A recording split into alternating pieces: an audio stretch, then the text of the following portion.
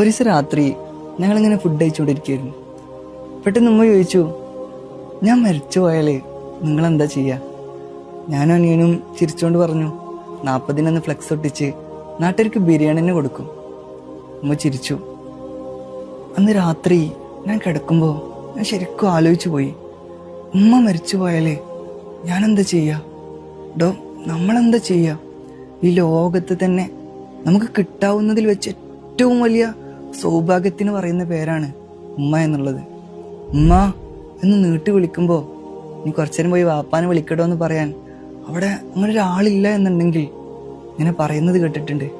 ചിലരുടെയൊക്കെ വില നമുക്ക് മനസ്സിലാവണമെന്നുണ്ടെങ്കിൽ അവർ നമ്മളടിയിൽ നിന്ന് അങ്ങോട്ട് ഇല്ലാതായി പോകേണ്ടി വരും.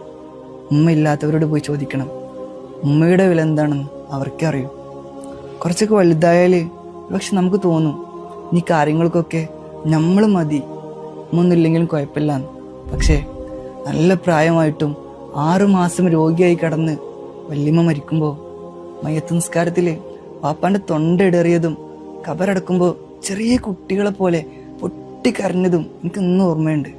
മുഹമ്മദ് അബ്ബാസിന്റെ ഒരു വാക്കുണ്ട്, ഉമ്മയില്ലായ്മ അതൊരു ജീവിതാവസ്ഥയാണ്, സ്നേഹമില്ലായ്മ പോൽ ജീവനില്ലായ്മ പോൽ എന്തോ ഒന്ന്. Happy mother's day.